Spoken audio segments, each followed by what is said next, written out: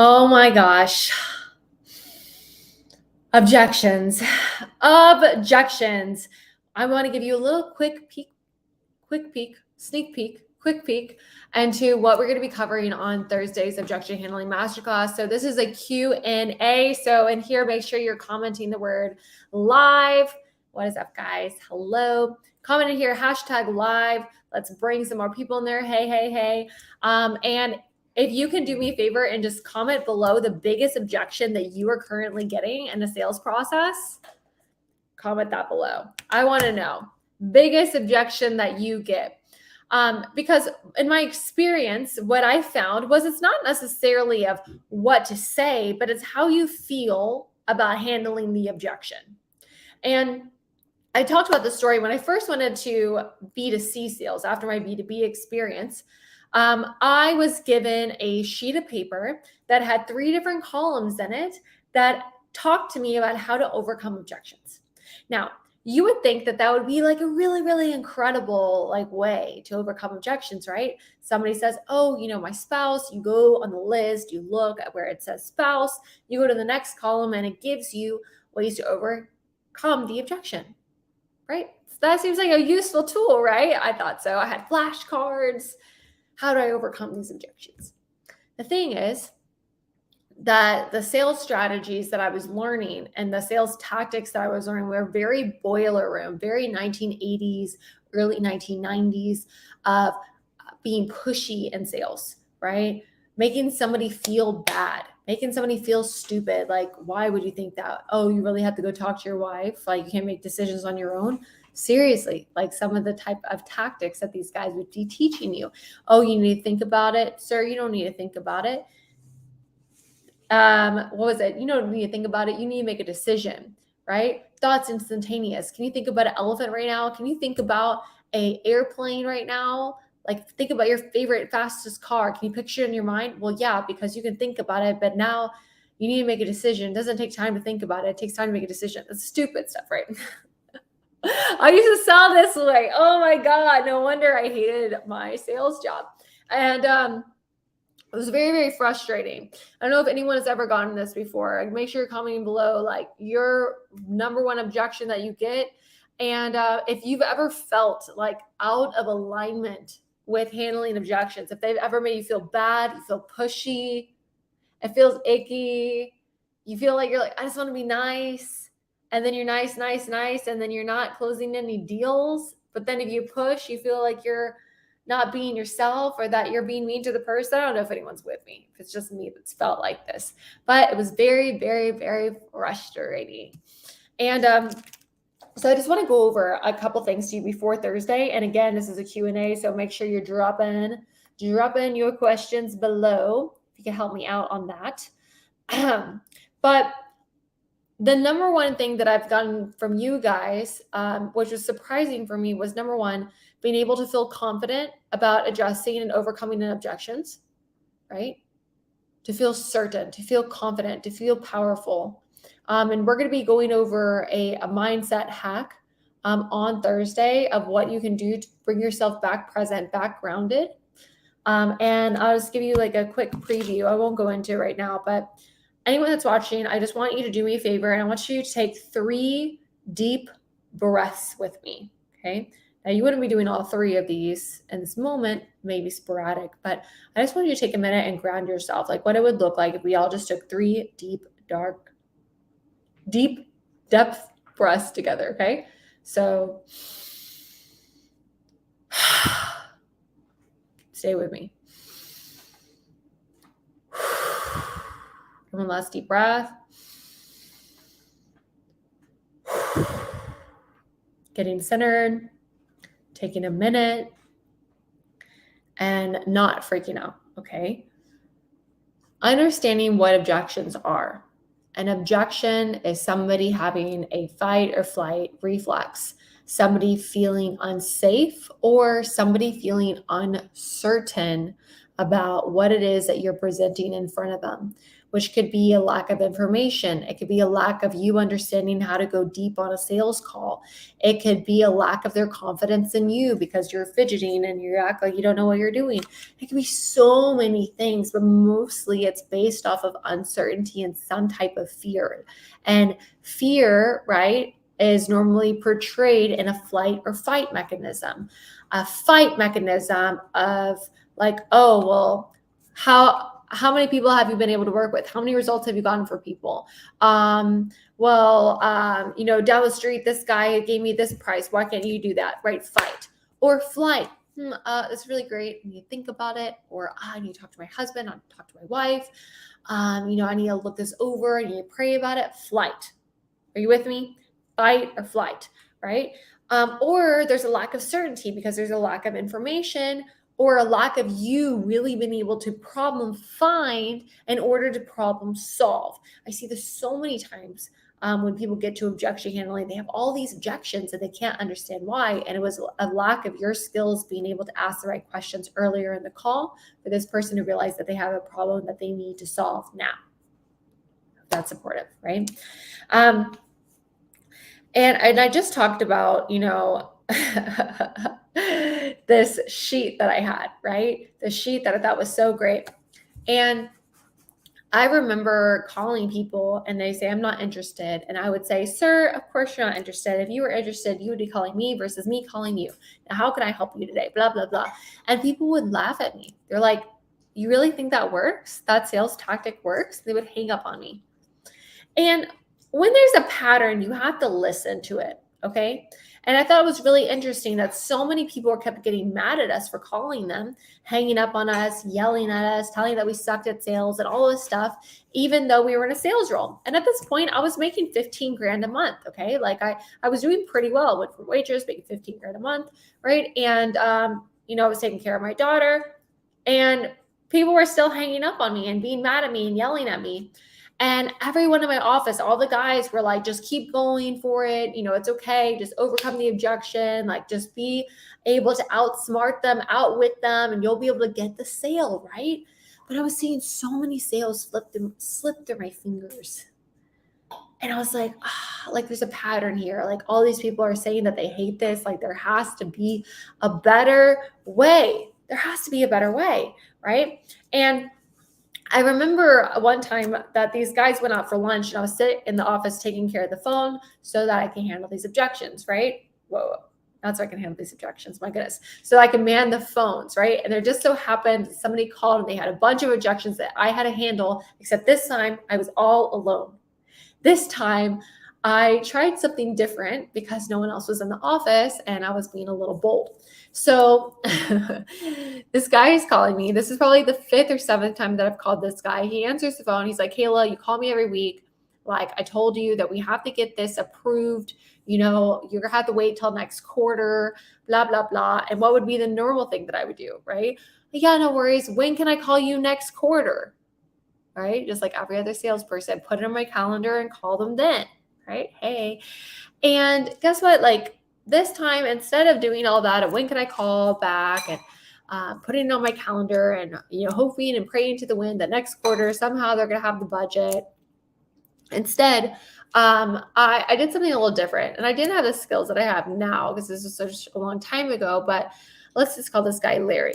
I was like, hey, Larry, can you be real with me for 1 minute? He was like, yeah. I'm like, look, Larry, like, you work really, really hard. And I always see you, you're always diligent. You're always on top of your stuff. You're always really prompt. I appreciate you for always answering the phone. Like, can you just be real with me right now? Like, are you guys, happy with the service that you're getting with our competitor now? Like, do you like that service? Well, yeah. Well, what do you like about it? Right? Well, I like this, this, this. Well, is there anything that you don't like about it? Well, I don't like the guy. He's always, like, never responding to my messages on time and yada, yada. And then we started having a real conversation about what was going on. Now, what I found out that I did at the time, which I understand now, I didn't understand then, was that I created a safe space and for us in order to really figure out what was going on beneath the surface of this objection. Now, I have the tools to understand how to do that now, but then I definitely did not. Then I was taught, right, to overcome his objection of wanting to basically wait till next quarter by, prompting him and be like, well, you wouldn't really want to wait till then, would you? And why would you want to do that? And let's get your manager on the phone. Can we get them on the phone right now? And pushing for the sale that day, right? But because everyone was out of the office, I decided to just be a little bit bold and start having a real conversation with Larry. And what happened from that was really interesting. What happened from that experience is that we were able to do something different. We had a normal conversation. The conversation lasted about 10, 15 minutes. And, what happened from there is this guy, we didn't do a deal with him, but they started sending me referrals, sending me people that could actually, buy the services that we were selling, which was like social media management at the time. And so he started sending me people. Why? Because he trusted me, because I was a real person, because I had an ability to care, because I was genuine. And I'm just trying to give you an example here of how I first started thinking a little bit differently than I always had been trained. Your ability to connect with somebody, your ability to be able to make someone feel safe, make them feel like we're in a real, authentic, genuine conversation is going to help at least set you apart from everybody else. Like, you want it to feel natural. It doesn't need to be push. Because if you push somebody so much, they're going to start pushing back, right? We don't want to have that happen. What we're going to be talking about in this masterclass, I wrote it out and my whiteboard's over there. I've been going crazy on notes for the past week for you guys because I prepare slides. There's 150 slides. I go all in. I don't hold back in these masterclasses. It's 2 hours of just me pouring into you because I really wish somebody gave me the tactics and understanding when I was in your shoes and I was trying to figure it out. And it'll be for B2B as well as B2C. But I'm going to give you a 3-step proven framework that it's going to help you identify the root of any objection. Now, what do I mean by the root? I mean what's underneath the surface. You're going to have somebody tell you an objection, but 9 times out of 10, that's really not the real objection. And the reason is it's not because they're being disingenuous with you or not telling you the truth. The reason is because they sometimes don't know what real objection is coming up for them, right? An example of this would be hey, I really, really like, what you are providing in front of me. I like this service. I want to go into this training. I just don't really understand if I have the time to invest into this, right? So instead of me just handling the time aspect, I'm trying to dig deeper to see if there's anything else underneath that. So the way I would handle that is I'd be like, okay, Sally, I would acknowledge her and I would agree with her, which is going to be important. Sally, I appreciate, you bringing this to my attention about you wanting to allocate time. And I completely understand where you're coming from. I know you're a busy woman. I know you have kids and you have a life. Can I ask, how much time are you thinking that you're going to have to allocate in order for you to insert end result, in order for you to acquire the skills so that you can be able to bring in the money that your family and you need, right? Again, Sally, I appreciate where you're coming from. I agree with you. I'm with you. Can I ask, how much time are you thinking that you need to allocate towards this in order for you to end result, acquire the skills so that you can make the money that you and your family need? Oh, well, I think that I'm going to need at least, 20 hours a week. Oh, okay. Yeah, Sally, I completely, hear where you're coming from. And I love how ambitious you are. And you could absolutely do that if you wanted to. I don't know if this would be supportive for you or not, but, most of our clients put in at least around an hour to 2 hours a day. Would that be supportive if you knew that? Giving her a different perspective, giving her a different understanding. She says, well, yeah, it would be supportive, but blah, blah, blah. And she says, but, okay, well, the time was not the only thing there. There's something else there. But if you don't know the tools and the understanding of how to navigate each objection when it's coming up and using supportive languaging, right? This person is going to feel like we're not listening to them. We don't care about them. We're not on the same page with them, and they're going to be in opposition to us. And it's going to be really, really hard for you to close a deal, right? So I'm going to be giving you a framework of exactly what to do to get to the root of any objection that you come up. I don't care what it is. I don't care what the objection is. I know how to get to the root of it, and I'm going to show you exactly how to do the exact same thing. Number 2, a transformative mindset hat that will help you detach from the outcome of the sale and honor your self-worth. I cannot tell you how many times I get on sales calls with women every single day that feel discouraged with sales, that feel not confident with sales, that feel like, oh, I don't even know if sales is in the cards for me. Do you know how many times I almost quit on myself in sales? How many times I looked in the mirror and I was like, I don't know if you can do it, girl. How many times I walked into a meeting and started stuttering so awkwardly and didn't know what to say. Or how many times I was on a sales call with someone and I was looking through my notes and trying to figure out what to say next. I promise you that if you do not work on you while you're working on your sales skills, it's very hard for you to progress. Because if you're working on your skills, and you don't believe in you, it's going to be hard to implement. And also the caveat, if you keep working on you, and you don't have any real skills, you're going to believe in yourself and you're going to take action and you're going to work harder rather than smarter because you haven't learned how. You have to do both at the same time. And what I'm going to give you is a trick and a tactic in order for you to use a tool to get yourself back centered, to step into your power, to really ground yourself and believe in yourself and start doing the inner work so that you can implement the skills that you are going to learn, so that you can detach yourself from the sale and make it less about the person in the mirror and more about the person that's in front of you. Sales is not about you. Sales is service. Sales is honoring. Sales is caring. Sales is helping someone solve their problem. It's not about you at all. And if you make it about you, I promise that's when you're not making any money in a month. The difference between when I was making $10,000 a month and $35,000 a month was my ability to separate myself from the sell and my ability to focus fully on the person in front of me, using good tonality, using the ability to create frameworks and to really understand the sales process to where I wasn't thinking about it anymore. It became a muscle memory to where I could focus all my energy and attention on the person in front of me and making them feel special and important.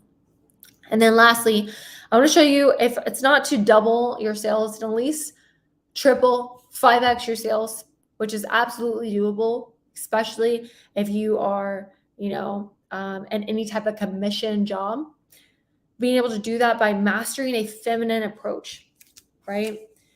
All the sales tactics I have ever learned were always by men for men. And that's why they don't work. You are a woman. You using the same tactics that a guy's doing it, you going after the numbers and trying to produce and trying to get this person to understand it. You're going to burn yourself out. You're going to be really frustrated. And you're going to feel like you're not a good fit for sales. And you're going to feel not connected to what you're doing. It's going to suck. What if you can learn a way to where you could hold someone high, honor them, really figure out what's going on, and they received it more because they felt like you were coming in more of a motherly, nurturing type of way. They respected you for doing so. They honored you for holding them high versus making them feel like you're coming against them and trying to prove them as to why they should do something. Like, that doesn't work. Anyone here that has kids, I promise you it doesn't work trying to push them into doing something. They hate it, dragging their feet the whole time. You have to make it their idea, which is hard, and it takes patience and understanding. So I'm going to show you how to do this so you can stop losing sales. Stop losing sales. It's time to stop being so nice. I promise you that if you let somebody walk away from you in a sales conversation and they don't close, and you knew that you could help them, and you knew they had a problem, and you knew you could help solve it, and they get off the call with you because you were too afraid of being bold and you didn't know how to do it in an integrous way, like, you're going to feel really guilty if you could have helped that person.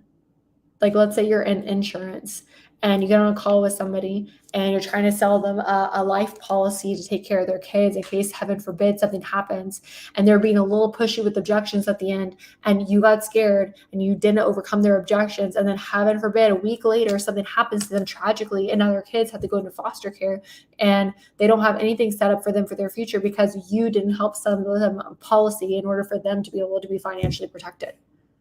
I'm not trying to be dramatic here. I'm just saying that real shit, real life happens. And you get to be in your integrity and your honor by not being so selfish when it comes to thinking about how people are going to perceive you. If you learn how to do it in a way that's full of love and full of honor, I promise you, it's going to be so epic. I hope that you guys get to experience what it is like being in this masterclass on Thursday. The way it's going to go, it's going to be 2 hours. It's going to be 12 p.m. PST, 3 p.m. EST. And what we are going to be doing is the first 30 minutes or so, we're going to be streaming into the Facebook group. The rest are all going to be on Zoom. And we only have a few, a certain amount of spots on Zoom. So if you are not registered yet, make sure that you are registered. I'm going to drop the link below.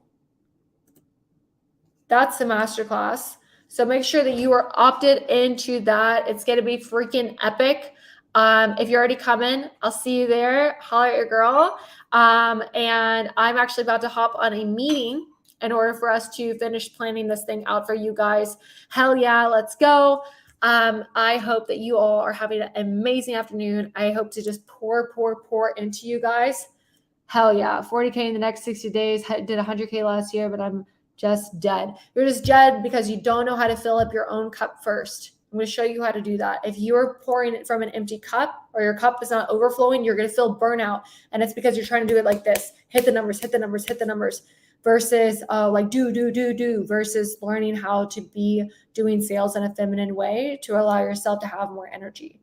Okay. So I will see you guys on the flip side. Love you. And I will see you on Thursday. Let's freaking go.